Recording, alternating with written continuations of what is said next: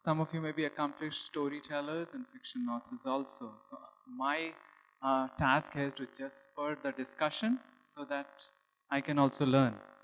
When we were faculty, we were told that universities are meant for professors to learn. I repeat, universities are meant for professors to learn. So conferences are also meant for presenters to learn.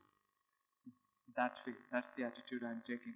So this seminar will be in 5 parts.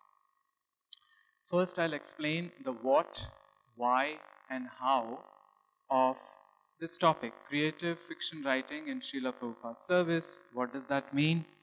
I'll try to introduce a motive or an idea which will be seen throughout the talk. So that will be quite important. Why this service is perhaps important in the Kali Yuga of today, the age which we are in, 21st century.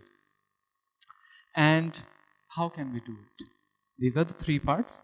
And then I'll give some inhibitions and challenges in this service. Finally, I'll end with some comparative illustrations and what is the road ahead for those who want to invest in this service. Okay?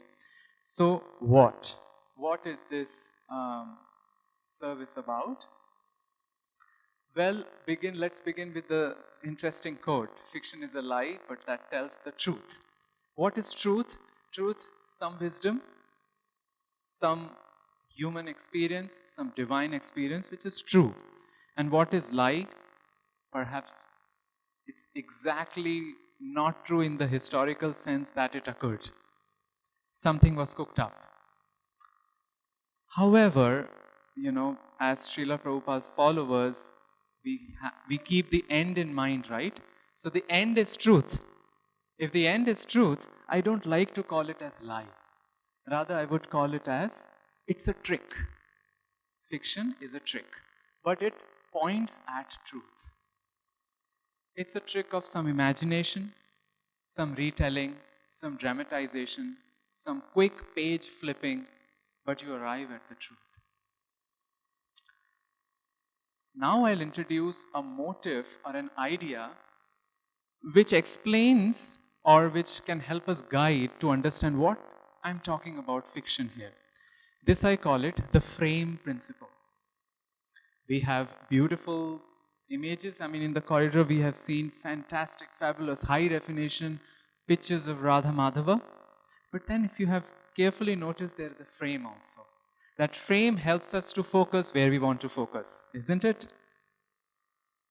Generally, if when you go to colleges, when we were in the colleges and when we came on the other side as faculty, we would see the students sticking up, cut out pieces of the pictures on their walls. But then later when they earn money, they realize it's not that good. Let's put frame also, because that helps us focus where we want to focus, and it adds something. So fiction is like that wrapper. It's a wrapper, it's a frame around truth you want to express. This frame principle is useful in so many places. And I'll take a small detour here to explain the significance of this frame principle so that we can better appreciate the idea.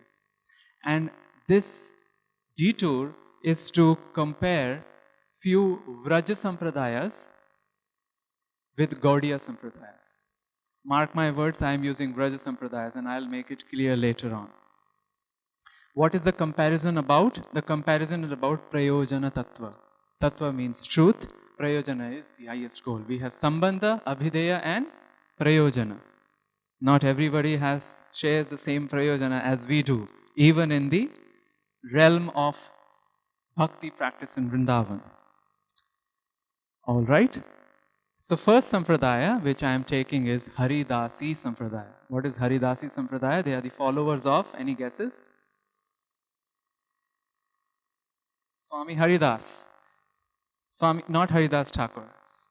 Swami Haridas. Swami Haridas was also the music guru of this guy. Any guesses who is he? Tansen. One of the nine jewels, Navratna of this guy. Who is this guy? Akbar. Although they have gotten the mustaches wrong. He was supposedly older and Akbar was younger, but anyway. So Swami Haridas technically belongs into Nimbark Sampradaya. Radhe Krishna, Krishna Krishna, Radhe Radhe, Radhe Sham, Sham Sham, Radhe Radhe. That's the Jugala mantra. However, the worship became quite different, and I'll come to it in a little bit later. Swami Haridas is the one who is set for whom Radha and Krishna manifested as a beautiful deity of Banke Bihari. Banke means one who is curved in three places, and Bihari means who roams. Banke Bihari is the current king of Vrindavan. I went to Govindev temple and I asked the pujaris, "Sir, why don't so many people come nowadays to Govindev?" He says, "Oh, times change. He was the king earlier, but now Banke Bihari is the king." And as we speak, a giant corridor is being planned by Government of India. So we'll see what happens. So this is the first sampradaya under consideration, Haridasi. Second is Harivyasi. It's the founder Acharya, you can say, is Harivyas Devacharya, also under Nimbark Sampradaya. And I don't know if you have visited his temple. His temple is a beautiful Anand Manohar temple, also called the Shriji Kunj. Shriji is a name for Radharani. Kunj is a place. And the deity is Anand Manohar temple. Haridas Swami was contemporary of Chaitanya Mahaprabhu. In fact, he came to Vrindavan even before Chaitanya Mahaprabhu. So Harivyas Acharya was like 100, 200 years later. But for both of them, there is a similarity that they have kind of moved away from the Puranic Bhakti. Puranic Bhakti means there is an emphasis on Itihasas, Puranas, Srimad Bhagavatam, so on and so forth. And Krishna is recognized, you can keep it that way, yeah. Krishna is recognized to have relationships with Yashoda, Nanda Maharaj, so on and so forth. But with them, something changed. Swami Haridas wrote 180 padas called Kelimal. Padas are like couplets, songs. And Harivyas Devacharya, he wrote Mahavani. Have anybody of you heard the song Jai Radhe, Jai Radhe, Radhe, Jai Radhe, Jai Shri Radhe? It's coming from Mahavani. Okay? So these two kind of developed the bhakti in them, in their line, in such a way that they said, our prayojana is,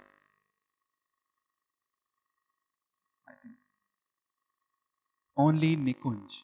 Nikunj means Nibrit Nikunj, Radharani, Krishna and Ashtasakis. That's all. Nanda Maharaj, who is he? Yashoda, we don't care. Cowherd boys, they're not even in the picture. So the Prayojana Tattva here became completely, you can say, Madhurya Ras. That's all. But this is very different to what Gaudiyas do the Upasana, isn't it? We have Krishna showing Radharani the beauty of Vrindavan. And Vrindavan includes everybody. We have cowherd boys, gopis, animal-bodied Vrajvasis, so on and so forth. And sometimes they come together in Govardhan Leela. So Gaudiya Upasana looks like a different from the Haridasi and Harivyasi Upasana, which is only exclusively Madhur Ras. And sometimes they challenge us. They challenge Gaudiya Vaishnava saying that, well, Chaitanya Mahaprabhu focused on Madhur Ras, so you're not Ananya, you're not completely devoted. What did you do? So, Jiva Goswami comes up with a solution in Krishna Sandarbha, and this is exactly what I am trying to say. It's through frame principle. The frame, the image of the frame is Madhur Ras, but the frame is all the other rasas. So, this inside here is the Kunja, but the frame is Goshtha or Vrindavan. And that's what Jiva Goswami and other acharyas says, that the beauty of our Prayojana Tattva is enhanced because of the presence of other rasas also. Why? Because na vipralambham vina pushtim ashnute. The union cannot be enjoyed without separation. So going back to Goshtha, frame, back to the image, frame, image, like that. So this is the utility of the frame principles, that what you want to highlight, which is the Madhur Ras here, is affected through the frame also, which is here, the Vrindavan, the greater Vrindavan. Now, this is not only in the case of Prayojana Tattva, but elsewhere also. What is the frame of Bhagavad Gita? Any guesses? Bhagavad Gita is just 700 verses. But what's the frame? Mahabharat. Mahabharat with so many stories with people going to different planet system, and then there is a detour, he talking to him, and then X, Y, so many looping conversations. But it's all the frame so that the person gets ready for the image, which is 700 shlokas of Bhagavad Gita. In fact, within Bhagavad Gita also, what is Bhagavad Gita? Krishna Mukha Nisrita.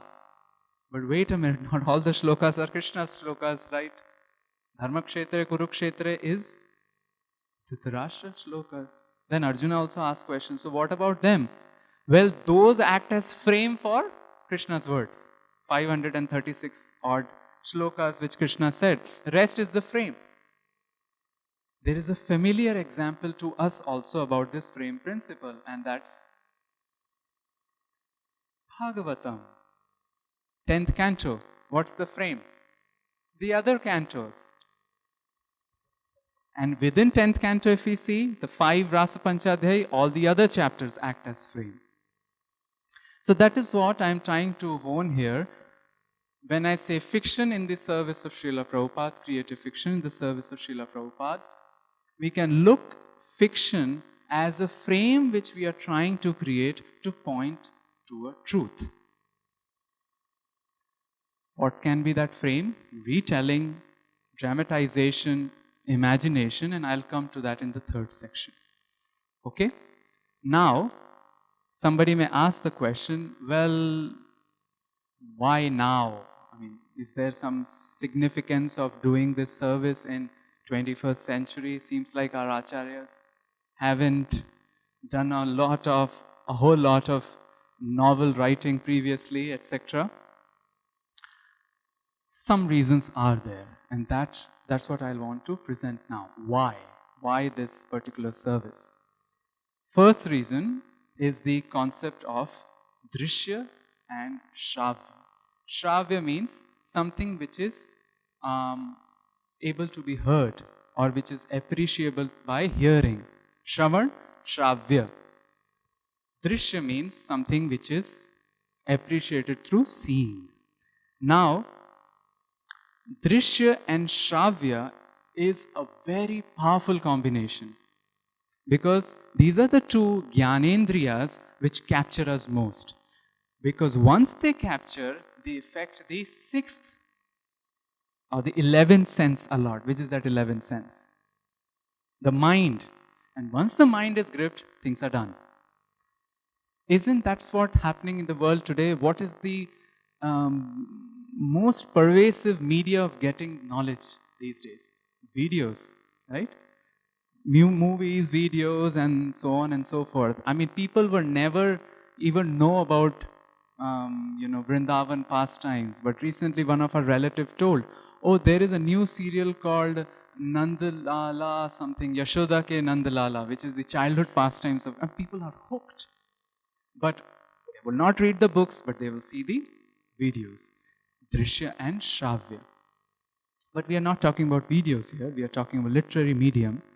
So the question will come, wait a minute, from literary medium, how is it possible to have drishya? I mean, it's only Shravya, right? We read, and then it enters our ears. Actually, there is. Let's go back to 500 years ago. Even 500 years ago, our Goswamis wrote in a literary medium which was both Drishya and Shravya. Any guesses? What was that type of medium? Dramas. See, dramas were not only written to be heard or read. There was a component in it which would invoke our imagination and scenery. They were written to be enacted. I'll give you an example. Subal says, Krishna looks majestic. Subal says to himself, Krishna looks majestic. Now, how would Rupa Goswami write that? Subalaha swagatam. He is saying to himself. Now, this word swagatam is written with a purpose in mind that sometime it will be enacted. So, you know how the actor Subal will do? Krishna looks majestic. So, this symbol, there's some mudras in it, which means audience knows that the others are not hearing. He has to say because audience have to hear Krishna is majestic, isn't it? He cannot mumble to himself. But how would the audience know that he is speaking to himself? So there's a mudra in it, swagatam. Then there is a word, nepathye, which means off stage. So sometimes some sound is coming off stage. Oh, Purnamasi is coming, run, run, run. So where it is coming from? It's coming from the backstage. So he has written the word nepathye. So the dramas are written with a vision in mind that the reader will be able to invoke both his sense of sight and sense of ears also. What other medium can do it today is that fictional world in which we add more details about surrounding. It's just not didactic, it's just not dialogues. We add, okay, how the environment looks like, or we write in the first person sense, the emotions and things like that. So it invokes this Shravya plus Drishya, and that captures. We have to meet the people where they are, isn't it? The second reason is the prevalence of postmodernism. Brajavihari Prabhu of ISKCON Resolve, he mentions an axiom which every person who wants to take up this service of resolution, conflict resolution, must have in mind. What is that axiom? That we have to fully believe that I am generally not neutral. Let me repeat. We have to fully believe that I, in general, am not neutral. Generally, we go in the conflict resolution thinking that, no, I am neutral. But no, we are having so much conceptions in our mind, so many prejudices in the mind. He gives an example. A person well-dressed, a person not well-dressed, they enter into the room and there is a jury. Generally, jury will do what? There will be some prejudice, isn't it? Towards or in favor of the person well-dressed. So, this is not neutrality. So, similarly, when the prevalent ecosystem around is postmodernism, how can we be so sure that we will not be affected by postmodern ethos? In fact, we are. This is called in academia we use it, the transmission of the hidden curriculum. Hidden curriculum is different from explicit curriculum. Explicit curriculum means I am teaching you math, I am teaching you grammar, I am teaching you language. But hidden curriculum means I have agenda in mind. And that's the reason why Prabhupada said, right, he's called slaughterhouses, the modern schools. I think one reason was that the intention of the teachers generally is to make you controllers. You can control, you can manipulate nature, you can extract out the truths from the nature. So that hidden curriculum gets transmitted to the students. Similarly, when we are in a postmodern ethos, that curriculum is transmitted, and what we want to ask, show me, don't tell. Right? Show me, don't tell me. Describe to me, don't prescribe to me. Show me, do not tell. Describe, do not prescribe.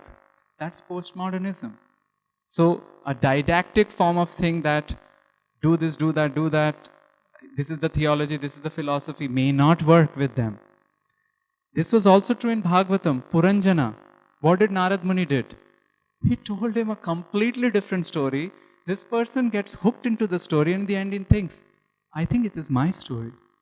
If initially only Narad Muni told him X, Y, Z, not done properly, you should do A, B, C, he would have said, sir, you your way, I'm in my way. Because that paradigm shift was very difficult in the beginning.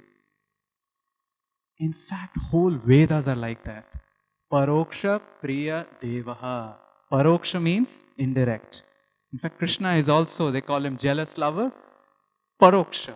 Because he knows that jivas would not directly come to him. So who does he send? He sends the Guru. He could come. Krishna could intervene, but he does not intervene. Krishna could change the nature of Maya, but he doesn't do. Let everybody have their own nature. So he comes to the backdoor entry sending Guru. Paroksha, indirect way. So with that postmodernism ethos of give me experience, show me, do not tell me, describe to me, a fictional sort of narrative may suit. And lastly, changing the current narrative. And here I want to describe a story, real story. There are authors who now piggyback their narratives on the famous epics of our Vedic times. The most utilized is Ramayana. In fact, there was a scholar called A.K. Ramanujan. Long time back, he wrote a paper called 300 Ramayanas and More.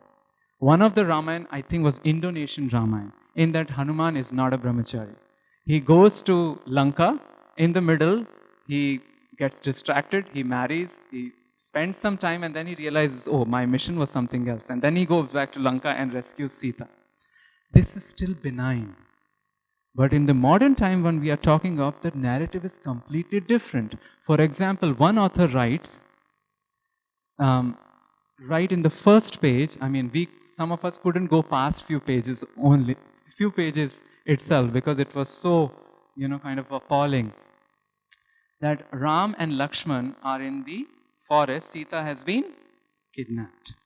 And they are carrying on their, on their shoulders a stick with carcass of deer hanging. And Lakshman is rubbing his hands in glee saying that, after a long, long time we'll get meat to eat. Now how will somebody who has read Ramayana will take to it? And then entire narrative is changed. Lakshman stammers in his childhood, just to create new characters on the top of the existing characters. One of my faculty colleague had invited in his school days this particular author, and he just confronted him. He asked, don't you feel ashamed? I mean, why are you doing this? So this author said, who knows which is the real Ramayana? And this author, I think, claims himself to be a Sanatan follower. But it is popular. I have seen it in India and in US, even devotee kids hooked up to these books. So, if the narrative, why these are popular? Page turner, action, drama, they build it like that. So people are hooked to it. So if some narrative is not created by, say, devotee or concerned authors, then maybe 100 years later, something else would be called Ramayana. So it's also a call responsibility. Some of us who are inspired have the responsibility to inject the right narrative. Don't change the storyline, but create it in such a way that people can appreciate. So this is the why. Now I come to how we do. How we create that frame, how we create that narrative. What are the different hows? And this section will help you to also understand that fiction is just not novel. In fact, I'm sure almost all of you who may be speaking to some audience are already creating a fictional narrative. Take any story, the story of Krishna having headache and Narad Muni going, right? Every teacher adds his or her own masala or spice, isn't it? Even Prabhupada, right? I've heard in his lectures, Prabhupada literally does the, I think the action of scraping the dust from his feet, and gopis are telling, take the dust. Some of us may do it in a different way, isn't it? What is it? We're adding a fictional narrative, isn't it? But things don't get lost because the storyline is not changed and the prayojan is not changed. So it's complementary. So how do we do it? 3 ways. First is retelling. And I think this is the area where devotees have done a lot. Ramayana by Shubha Vilas Prabhu, who is also here. He has produced many books in this, 6-part, 7-part series. Then second is by Krishna Dharma Prabhu. He's produced Mahabharat. And these are just representative examples. Many have done it. Bhakti Vikas Maharaj, in the Ramayana book, I think that's more, it's highly fidelity is very high with the original text. But if you see the Ramayana Game of Life, I think a little bit license has been taken, but true to the original text. And of course, these books are different because here lessons are also put, mixed non-fiction with fiction. Damodar Janani is interesting because here Shivaram Maharaj takes Vishnu Chakri Thakur commentaries and other commentaries and creates a mega narrative about the Damodar pastime. We also do that. Every Kartik, every day in the Kartik perhaps, it's happening all over the world, isn't it? Vishnu Chakri Thakur says something, we add our own, chonk? Chons in the dal. So, retellings have been very good, very productive. Here, imagination in the form of dialogues, in the form of some environment creation, which will not violate with the storyline. Second is historical fiction. This is a little harder. Historical fiction means certain character. It's a history, but then we introduce certain characters around the main history. Example is Jaiva Dharma. How many of you have read a bit of Jaiva Dharma or are familiar with it? Jaiva Dharma. So Jaiva Dharma is the magnum opus of Bhakti Vinod Thakur, in which he just summarizes entire Gaudiya philosophy, just entire, and comparisons with other philosophy in a very lucid manner. And who has he introduced? He has introduced some fictional characters. Raghunath Das Babaji, Vijay Kumar, Vrajanath, his mother, his uncle, who is little demoniac or diabolical. But then he has historical characters also. Gopal Guru Goswami, Dhyan Chandra Goswami, and then somebody lived during the time of Chaitanya Mahaprabhu, Gadadhar Pandit, like that. So what happens? Person starts to get into it. Oh, this is something real happening. And then the conversation's happening. And then he has introduced, oh, this Babaji Maharaj used to do his tapasya in a particular kunj and beautiful malati flowers are there. So person starts appreciating Navadvip Dham also, so on and so forth. Second is Naparayham. Anybody has had a chance to look at this book, Naparayham? This is very amazing sort of stretch in historical fiction. I'm 1/3 through. Maharaj introduces a gopi called Shamalata Gopi, which is Siddha. She has entered the Nitya Siddha. She's perfected. And then there is a new gopi who is entering Vrindavan pastimes. Her name is Navasakhi. Now she has to be trained. So the whole book is narration by Shamalata to Navasakhi. And in the middle, Shamalata is telling the reader also, I am giving instructions to Navasakhi. Maybe you can also hear that. So she is narrating, and Maharaj has encapsulated 3 principal books. The 32nd chapter of 10th canto Bhagavatam, where gopis are asking Krishna, what kind of person are you? Are you ungrateful? Are you X? Are you Y? And Prem Samputa and Chaitanya Mahaprabhu's pastime. So there is historical characters, gopis, and then there are these new characters. A beautiful narrative, and every point Maharaj illustrates. Okay, I'm rephrasing which book, which chapter, which verses. Very powerful narrative. And last is stories of devotion. Am I demon or a Vaishnava? By Satswarup Maharaj. This book is a narration by father of a demon friend of Prahlad. So this father is sitting in a jail and he's narrating his story. That I was put in a jail because I was kind of getting strange thoughts. Why? Because my son was preached by Prahlad in the school and he would come home and chant Hare Krishna. And then I also thought maybe I should chant Hare Krishna. And then they thought that I was not doing my duty well. So they put me into the jail. The entire Nrsinga pastime is happening in the background. This person is sitting in the jail, he's chanting, and then he hears a big voice, which means Nrsinga Dev has appeared, and they hid in the bakery, so on and so forth. So this kind of gives a commoner perspective to the Leela which is happening, but the Leela is not changed. So it is history is there, but it's fiction, historical fiction. Third is the toughest category. I call it spiritual fiction, in which it's not history, it's from here, from your mind, or from your experience in the past. It's not in any scripture.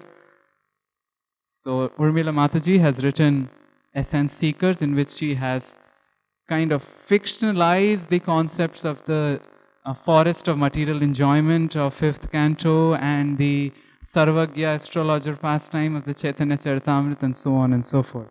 My favorite is Broken Names. I don't know if anybody has read it. 70-page novel. That's it. But so profoundly explaining about the Nama Tattva. It's a criminal novel. And what Maharaj has done, Maharaj, I'm not doing the spoiler thing, I'm just giving an idea to stress that point. We have 3 personalities in our hearts. One personality is a rule-based personality, which is Vaidhi personality. Rules should be followed, rules should not be followed, etc. But there is a spontaneous personality also in our hearts, which is devotional personality. And then there is a third personality in our heart, which is doubting. All of us have that. And Maharaj has given these personalities characters. So it's a beautiful 70-page and all Nam Tattva offenses beautifully explained in the town of Govardhan. Then a recent book has come about. I just got my copy because it was not available in India. Physical form, Justin Davis by Hridayanand Goswami Maharaj. Justin Davis is the primary character of this book, so it's coming of the age novel sort of thing in which a person goes from where he is in the childhood and becomes a spiritually towering personality. Sounds similar to the Dickenian novels of Oliver, you know, those Great Expectations and Mark Twain, Oliver Twist, like that. This is hard because it's residing here from your past experiences and you want to say something. You want to come as secular, but also, you know, in Hindi we say Jor ka jhatka dheere se, which means you want to inspire something very delicately, and the person after just finishing the novel figures out that, okay, some catharsis has happened inside. So this ends my what, why, and how. How is spiritual retellings, historical fiction or spiritual fiction? Why we gave the reason of Drishya plus Shravya at counteracting postmodernism and creating new narratives, and what was the frame principle. What are the inhibition and challenges? Every service comes up with something which holds you back. Especially writing is something which is very hard activity because you are staring at a blank, something blank, right? If you are a sculptor or a painter, you have colors. If nothing happens, you just throw colors. At least you call it modern art. Or if when you are sculpting something, you have a mound. You have something physical to appreciate. But in writing, nothing, blank. So it's already a hard activity and imagination is further hard. But there are certain inhibitions which come because we are in a spiritual culture. So naturally people will say, well, you don't have adhikar. You are combining imagination and maybe spiritual truths. But we already discussed that we are keeping the prayojana in mind. The image is what we want to have the people focus at. Frame is important, And it is left to the discretion of the people that you want to have a kilometer thick frame or a millimeter thick frame, kilometer thick image or a millimeter thick image. Up to you. But the prayojana is focused on the image. When we look at the Radha Madhava pictures, right? Frame creates some subtle boundary, a feeling, an aesthetic. But then we are looking at Radha Madhava. Even in the altar, right? That cutout, big screen-like cutout with the the wooden things. They create something, but then the focus is Radha Madhava. So, this is really not such an inhibition. Then people may say, well, Srila Prabhupada did not do it. However, Srila Prabhupada really appreciated fictional authors. Sometimes I think he was going somewhere. I've not brought the paper where I have noted it down. And then he would, there was some place where somebody came, his name was Daniel Webster or somebody, and Prabhupada said, Daniel has come. So people didn't realize why he's saying that. Then they realized that's the dialogue in Shakespearean drama, that Daniel has come. So Prabhupada would on and off also, quote this. He really recommended Jaiva Dharma to Pradyumna Prabhu. Pradyumna Prabhu was the Pandit who would do the Sanskrit editing for Srila Prabhupada, and when he came to Srila Prabhupada telling what other works he is reading, Prabhupada said, magnum opus, Jaiva Dharma. So Prabhupada appreciated. And he's told different people, utilize your imagination. To George Harrison, he said that write songs for Krishna. Then another inhibition which unreal cannot make the impact, but this is really not true. I mean, more than 50% of the book kind of market is fiction dominated. I mean, just see what people are reading. Sometime back near Chopati, we went to this Kitab Khana in Mumbai just to see what people are reading. All millennials, and they are just browsing at the fiction section. I don't know if they are purchasing or not, but sometimes people also claim to their friends, I read fiction, even though they may not be reading it. So there is some market, actually a big market. In fact, Alchemist by Paulo Coelho and Monk Who Sold the Ferrari by Robin Sharma, the backdrop is fiction. Prophet by Khalil Gibran. The backdrop is a very, like a toddler fiction. You create a frame and then punch. So, seems like something is working. Then another inhibition is your words in the mouths of the historical characters. How can you do it? But I think we do it in all our classes. I mean, seldom we use what is exactly stated in Bhagavatam. I mean, we put our own, mirch masala, what they say, spice. The last challenge is the real challenge. See, every service has an antarmukh component and the bahirmukh component. Antarmukh component is that which helps us go closer towards Krishna. Bahirmukh is which helps us come closer to our upadhis.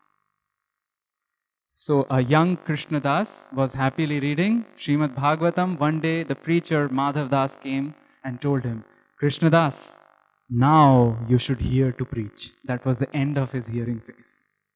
Because before that, he was hearing, absorbing. Now he is hearing to download, upload, isn't it? This is also called indigestive hearing, isn't it? Don't digest, but. So every service has that. This is also true in case of fictional writing, especially because if we tend to buy the ideas of fictional creations which are prevalent in the market, they say, read a lot, read great fiction, then you'll be able to write good fiction. But then do we have cleaner alternatives out there? I mean, do we want to read so much out there? Because they are also Drishya and Shravya. They will break our meditation on Radha and Krishna. So I think here caution has to be exercised. That we are in the mood of giving. We don't want to take from them. Create some narrative, Maybe we'll get some inspiration from devotional authors. Maybe some we can, I know some authors which may just read the overall plot just to get a sense but not enter into deeply, and then create their own narrative. So this is the real challenge, and each devotee who is, actually it happens in all artistic sort of ventures, right? Even somebody is painting, he or she may enter into a whole gallery, and that is indefinite gallery only, they may not come out. So that caution has to be exercised, that it is increasing the bahirmukta, outward seeing, or antarmukta. Okay, so I will just take the last maybe 5-10 minutes to give some comparative illustration and some ideas for those who are interested, and maybe some of you are already doing it. But before that, I will just like to indicate a side point about the beauty of a simple fictional piece, which is just text. In Sanskrit, it is called Gadyam Kavinam Nikasham Vadanti. Kavinam, of the Kavis. Now, Kavis is not Stephen Covey. Kavis are thoughtful people, smart people, expert people. Of the Kavis, Nikasham, yardstick, is Gadyam, prose, not poetry. This is something starking. What this statement is telling, that the yardstick for a great artist is prose, not poetry. When we dig a little bit, we find some truth in it. Why? Because in poetry, one can hide behind the alliterations and the rules. There are songs, right, which are famous in which one word is repeated 63 times. There's nothing new in it. Okay? Something funny thing is there, it keeps repeating, and there's a song. We are not talking about our Rupa Goswamis and all, because they can create one letter, one alphabet verse which can mean different things. But generally, poetry has that you can hide behind the already available frills. But in prose, you cannot. It's a plain text. And that is why many authors appreciated Srila Prabhupada. That Prabhupada was prose perfect. His prose was poetic, in which he encapsulated previous acharyas. There was nothing to hide under, no frills, yet he made it so poetic. So there is a power in prose. And Jiva Goswami and Kavi Karnapur, they wrote Champu literature, which was mix of prose and poetry. So this simple text, 10-page text, in which you create a story and give a punch, it's very powerful. So I'll give you two comparative illustrations, very like on ends of the spectrum, to make you appreciate what impact such a literature can do. One is from North India, and this is in Hindi, I'll translate. This book means Braj Ka Ek Din, means one day in Vrindavan, one day in Braj. This book, Nanda Nandana, that's clear, it's the Nandana of Nanda Maharaj Krishna. This is written by an author. His name is famously called Chakra. He used to reside in Vrindavan. It's just 2 dhotis. And in his earlier days, he competed with a very famous novelist of India, Premchand. Some of you may have heard it. Premchand was like Dostoevsky of India, or Charles Dickens, like that. But his story was adjudged better. But because there was partiality towards Premchand, he was not given the award. He felt frustrated. He realized, what's the point? From that time on, he took the pledge that whatever story I'll write, it will be about Krishna.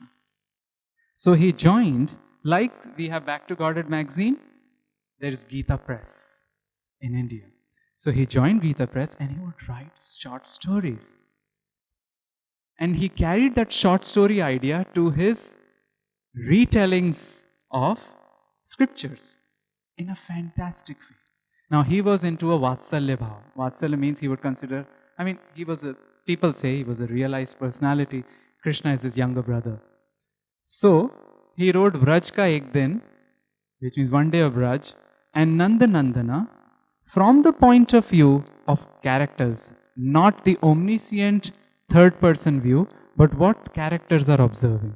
So, for example, Damodar Leela is not from the perspective of Shukadev Maharaj, but from the perspective of, any guesses? Huh? Huh? Okay, good guess. Something, think wildly. Think the scene of Damodar Leela. From which all perspective you can narrate Damodar Leela? Huh? Nanda Maharaj is one. What? Huh? Mother Yashoda? Trees. Wild imagination. Nalakuvar and Manigriva are narrating their story.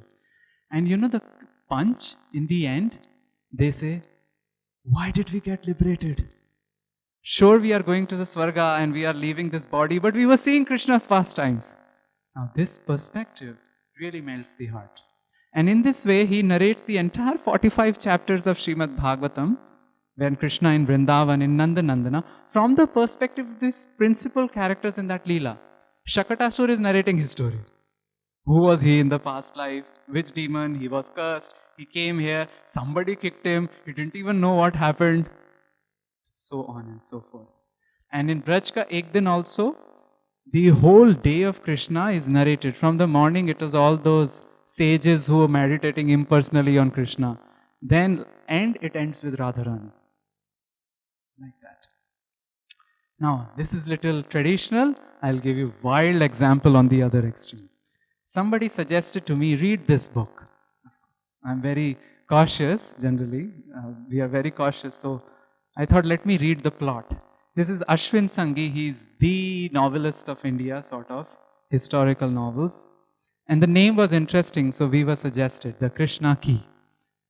We read the plot on Wikipedia. It says, well, some story has been cooked up when Krishna left some Shamantuka jewel with somebody, and now people are finding that out because it's the touchstone. It will have all the desires fulfilled. And then there is a lady inspector in the novel, and she keeps beadbags in her pocket and she keeps chanting the mantra. I said, this is crazy. And then he said, he debunks Aryan invasion theory and so on. So, okay, good job. So, why don't you read the first chapter? The first paragraph of the first chapter just blew my mind. What was the first paragraph? It was italicized, which means it was not the part of the main story. It was 10th canto, first chapter. I flipped second chapter. Okay, let's see what's the second chapter of the book. The first paragraph of the second chapter of the book, continuation of the 10th canto. In this way, he narrated the entire 10th canto of Srimad Bhagavatam in the first paragraphs of his book. So what he was trying to do, have the Bhagavatam flow by with Shukdev Goswami's narration and has his own imagination meet at some point. Then I looked at the references. A.C. Bhaktivedanta Swami Prabhupada, Bhagavad Gita as it is. I'm still wondering, is he a devotee or not? Or maybe some devotee caught him and preached to him. And it has sold millions and millions of copies. Will it escape people to notice Bhagavatam in it? Will it escape people to notice Srila Prabhupada's name or that? And very nicely he has described Krishna, and he has debunked all Aryan invasion theory and that Dwarka did not exist. He proves it. A lot of research done. So these were two comparative illustrations. What we can do, contemporary opportunities, well, like what we can say Shritala Mataji has done in the glories of Narottam Das Thakur. I think there is some scene creation. In Seattle, one devotee parents told me that, I don't know what's wrong with our daughter. She never reads any other books. But there is one book she's hooked to it and she keeps reading it. I said, which book? Glories of Narottam Das Thakur. Because it is appealing, right? It's page turner, there's a story creation, and they are not sometimes you narrate a story and then you pause. Okay, Bhagavatam class, Om Namo Bhagavate Vasudevaya. The young kids do not want that. Let the story go on and they will figure out their own lesson. So, what about different Vaishnava histories? Goswamis, maybe different other acharyas, other, holy places, etc. Faith matters. where a person is struggling with faith, doubt, maybe a first person narrative could be created in which the person navigates through his or her doubt, how he or she reaches to some conviction. Actually, Sachinandan Maharaj's principal character does that, doubting personality. And finally, engaged Vaishnavism. Vaishnavism, which is engaged. Engaged Vaishnavism means we give our perspective on social issues. What is the social issue? Here I show a robot, which is AI. How does AI and human values interact? Nowadays, artificial, maybe people will have their, humanoid-like robots very soon in many of the homes. So what happens to human values? What happens to religion?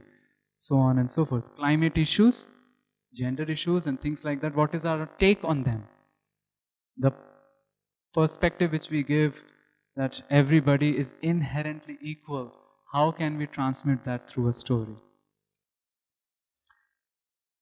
Even if, suppose, we are very kosher about what we are reading, we just, through the blessings, through our inspiration, through whatever we can read, we create something and somebody tells that, well, that's not good enough. But that's okay, because we are taking inspiration from Prabhupada. Tadvag visargo janatagha viplavo. Whatever tasya, Krishna talks about Krishna, when they come out, they do viplava, revolution in janata, the aghas, the sins of the people. Okay? But is it perfect? May not be. Yasmin prati shlokam abhaddhavatyapi, in which every shloka may be not properly constructed. Let me change it. Yasmin prati gadyam abhaddhavatyapi, in which every prose, every paragraph may not be constructed properly. But that's okay. Namanyanantasya yashonkitani cha. But it has marked, sometimes subtly, with names and pastimes, descriptions of divinity. Then it's okay. Then even if maybe my god brother, maybe some other Prabhupada writes, I will read it, Shrinvanti. Or if I know there is a little bit market, I will write it, Gayanti. Shrinvanti, Gayanti. And if there is nobody, then I'll write the book which I want to read. Grinanti. I will write and I'll read it myself. It will be my purification. Sadhava. Shrinvanti, Gayanti, Grinanti, Sadhava. So I think with that I'll rest my case. Thank you very much.